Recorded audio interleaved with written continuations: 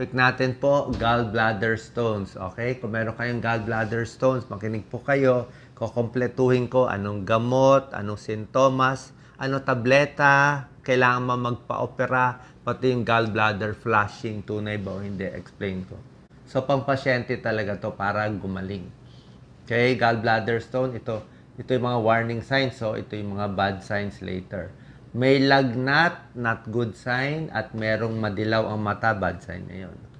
Okay, papakita natin. So, ang gallbladder natin, trabaho niya magtunaw ng taba. Pag kumain ka ng mamantika, fried foods, one-piece chicken, o lalo na lechon, o kahit anong matataba, mag-contract siya. Maglalabas siya ng bile para tunawin yung taba. So, pag may problema ka dyan, marami siyang bato-bato sa loob, sasakit yan. Okay? So, bakit nagkaka-gallbladder stone? Maraming risk factors. Overweight, basically. Malakas kumain, puro fast foods, puro oily foods, puro maalat, salty foods. Meron kasing calcium stone, may cholesterol stone, may pigment stone, iba-iba. So, nakita nila, mas mataba, mas marami nito. Siguro, kahit yung mga diabetic, basically overweight, tsaka mga fatty foods ang hilig. Tsaka meron din may lahi. Meron taong may lahi. Sa babae, ang common dito yung apat na F. Fat na babae, female, 40 years old, 40 to 50, fertile, yung 40 to 50 years old. Yun ang nakikita nilang common. Tsaka flatulent, madalas din umutot o makabag. Nakita niyo yung mga bato, merong ganyang kalalaking bato na nakukuha. So, pag naoperahan yung pasyente, binibigay yan sa tissue paper. So, parang ito nakuha sa gallbladder nyo. Ito sobrang nalaki. Hindi na to lalabas. Pag ganyang kalaki, kahit ano pang inumin natin, hindi na po lalabas. Tsaka delikado din kung ipilit mo ilabas. Ang liit lang ng daanan. Ayan o. Ang liit ng daanan eh. Masikip. Pag pinilit mo lumabas, nagbara, lagot tayo. Ayaw mo nga siya lumabas eh. Maganda kung lalabas siya ng kusa, magbabagsak siya dito sa intestine natin, sa small intestine, tuloy-tuloy madudumi. Maganda, pero hindi siya lalabas kasi masikip ang daanan. Eh, no? Kaya nga, depende nga sa size. Pag ang size nitong gallbladder stone nyo, 2 cm or less, makikita ang size, makikita itsura. Paano? Ultrasound lang. Simpleng pa-ultrasound tayo ng tiyan, ultrasound of the whole abdomen. Sasabihin nung ultrasonographer kung ilan ang bato mo, gaano kalaki ang bato mo. So, pag less than 2 centimeters, okay yun. Baka lumabas pa, baka mawala pa. Pero pag malalaki, 3 centimeter, mga ganito na kalaki, hindi na delikado. Kasi pag nagbara ito, mag-i-infection yan. Cholangitis tawag yan. Pag nagpara, iba na sintomas. Fever, lalagnatin na yan. May infection na eh. Tsaka maninilaw na, mababara na. Yun po, emergency operation yun. So, imbis na hindi ka emergency, naging emergency kasi nga pinilit ilabas. So, yan. Ano ang warning signs? Masakit dito sa right upper quadrant. So, pag nilagay yung kamay ng doktor dito, tapos pinahinga ng malalim, pag masakit bigla, positive Murphy's sign yon for gallbladder stone, gallstone. Minsan masakit sa likod, sa gitna ng shoulder natin, tumutugon sa likod. Yung mga ibang sakit, mga ulcer, gastritis, harap lang sa gitna. Ito sa kanan, tumutugon sa likod. Pag sinabi hanggang sa likod, papunta kasi dun sa likod. Nasusuka, kasama yan, pain between shoulder blades. Ito yung bad sign. Okay? Yung kanina, sumasakit lang. Ito yung delikado pag nilagnat. Sinabi ko, pag nilagnat, may bacterial infection yan. Emergency yun, opera agad. Pag jaundice, nako, delikado. Nag-iipon na yung mga bile acids na mga bilirubin. So, delikado po yan. Ito yung mga delikadong sign. Nag-umpisa lang dahil may bato o dahil malakas nga kumain o baka sa lahi. So, risk factors, overweight, sinabi ko high calorie, fast foods, liver disease, pwede rin, bigla nagpapapayat, yung biglang, kung magpapapayat tayo, mga 2 pounds per week, wag din biglaan, nagpo-form din yung stone. Maraming klaseng gallstone. Merong cholesterol stone. Ito pinaka-common. Cholesterol mataba. Merong pigment stone. Ito mas darker color. Meron din mix. Diba? Kaya medyo iwas din sa mga patis, toyo. Possible din na nakakadagdag yan sa pag-form ng stone. Ano yung good foods at bad foods? Ito pinaka-good foods, di ba? Ayaw mo masyadong oily eh. Kapag oily nga kasi, lalo siyang magko-contract eh. Lalo siyang magre-react. Ayaw natin yun. Tsaka pag oily nga, baka lalong lumaki itong mga stones natin. Okay? Ultrasound para malaman. So, sabi ko marami makikita sa ultrasound eh. Iba ang gallbladder stone, iba ang kidney stone. Ang kidney stone, malaking problema din yon. Iniihi naman yon, inom ng maraming tubig. Dito okay din maraming tubig, pero ultrasound to na sa gallbladder. Okay? CT scan minsan pag hindi malinaw, tapos merong ERCP, sinisilip mismo, maglalagay ng tubo sa bibig kung may bara at kung tatanggalin yung bara.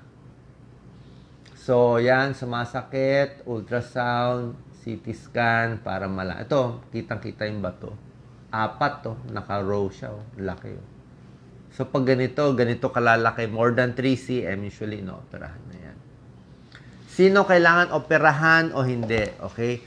Pag umatake na kasi ito kasi po yung statistics eh.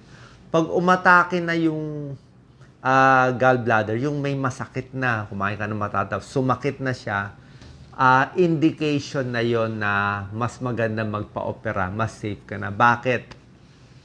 Pag inatake kasi yung dito sa right upper quadrant pain, 75% sa kanila mawawala in a week yung sakit. Pero pwedeng bumalik ulit. 25% sa kanila, 1 sa 4, pag sumakit dito, hindi mawawala yung sakit.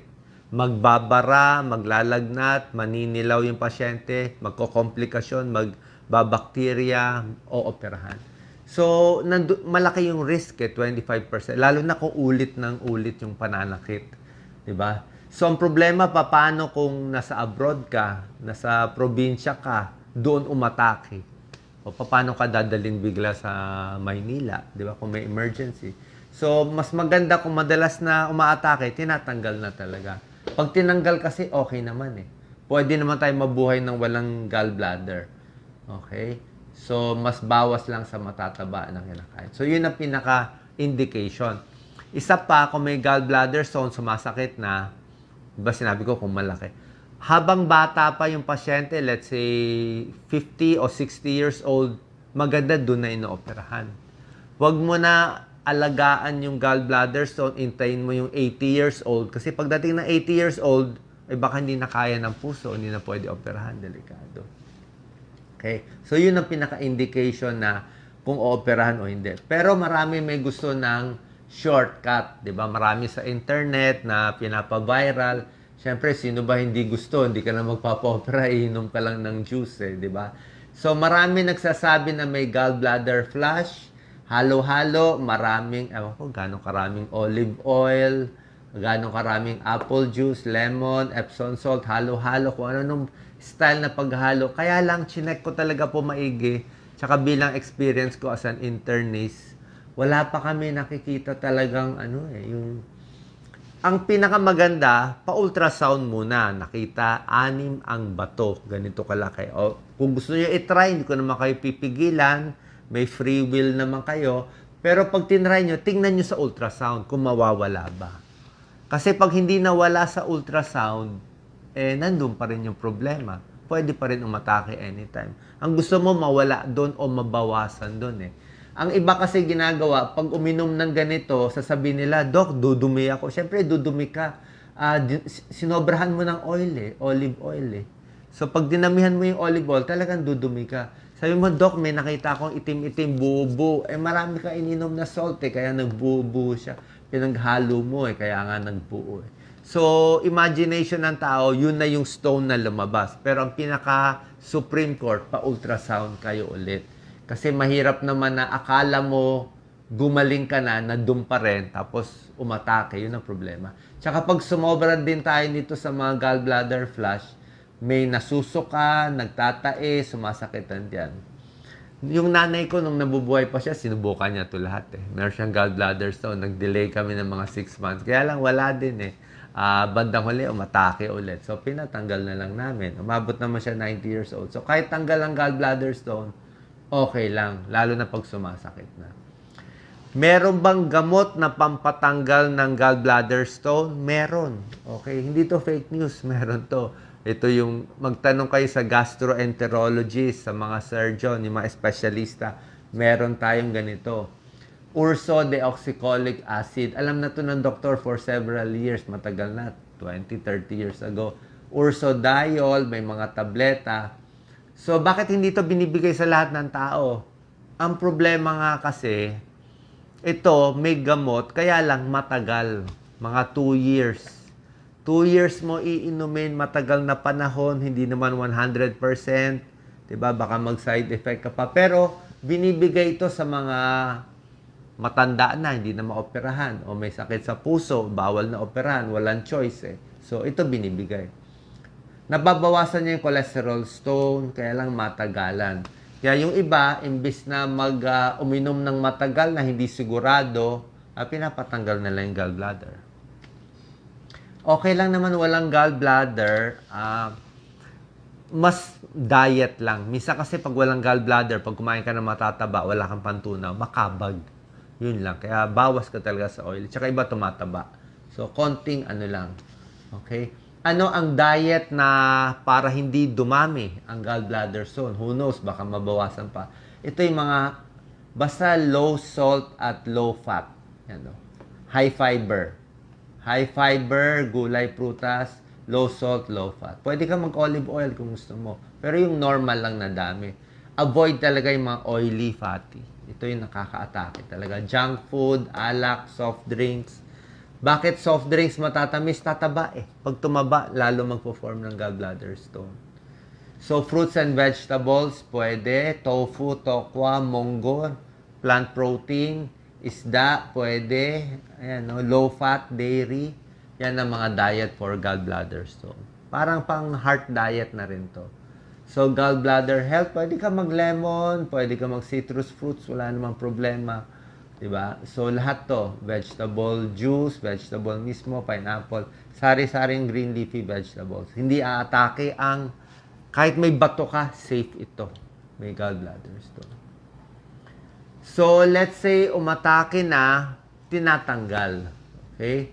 Sinabi ko naman sa inyo, di ba, malaki yung bato, umaatake. Pero kung wala pang 2 cm, may mga 3 piraso, tapos hindi naman sumasakit, hindi inooperahan. Okay? Hindi kailangan operahan. Pag hindi naman sumasakit. I-diet mo na lang, magpapayat ka na lang, baka hindi naman maging problema, maliit lang naman siya, nandun lang siya.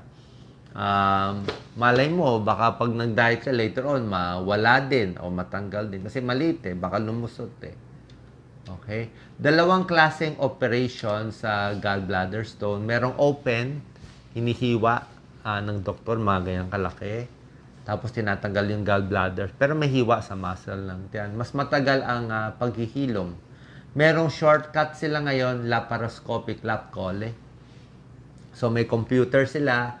Merong 4 na butas lang. Okay? May butas sa puso, dito sa taas. Tapos merong mga probe nilalagay. Parang computer lang siya. Tapos merong hook dyan. So, hinuhook nila yung gallbladder, hinahawakan dito, pinuputol, hinihinto pagdurugo. Napakagaling. Nakakita na ako ng ganitong procedure. Cardiologist kasi ako. Ako yung nagbabantay ng pasyente. Yung surgeon ang gumagawa nito. At natatanggal nila. Ang maganda dito ay 4 na butas lang na maliit. Hindi gano'n nasira yung muscle ng katawan. So, mabilis ang paggaling. Baka 1 day, 2 day, uwi ka na, makakatayo ka na agad. Mabilis ang recovery, hindi katulad ng hiwa, mas matagal. Ang problema lang dito, presyo. Presyo. Mahal. Siguro doble ang price. So, pero mas maganda to sa paghihilom. Kailangan natin libre. So, sana po nakatulong tong video ko para kinumpleto ko na yung gamutan sa... Hindi ko kayo pinipigilan mag-gallbladder flush kung gusto nyo subukan. Kaya lang, concern lang ako kung sobra daming, let's say, kalahating basong olive oil. Mamaya, magtahi kayo dyan. Di ba masyado? So, kung gusto nyo i-try, wala namang masama. Pero so far, sa nakikita ko, wala pa talagang nakaka-prove na okay siya doon. So, ang basis natin, kung mawawala, pa-ultrasound lang kayo every year. Bantayan natin yung gallbladder stone niyo. Salamat po. Share po natin sa ating kababayan. God bless.